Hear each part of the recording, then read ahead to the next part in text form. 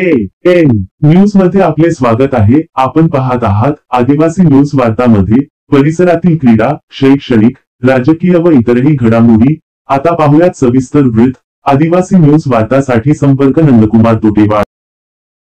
जम्मू काश्मीरच्या पहलगाम येथे दहशतवादी हल्ला झाला आणि या हल्ल्यात निष्पाप 28 जणांचा बळी गेला।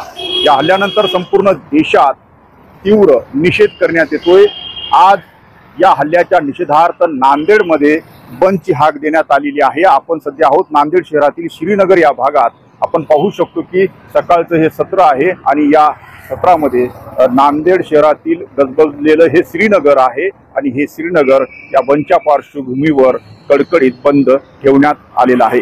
अनेक संपूर्ण दुकाने आणि प्रतिष्ठाने या ठिकाणी बंद ठेवण्यात आलेले आहेत। नांदेड जिल्ह्यात कालपासूनच या घटनेचा मोठ्या प्रमाणात निषेध करण्यात येतोय। पाकिस्तान आणि दहशतवाद्यांचे पुतळे जाळून निषेध करण्यात येतोय।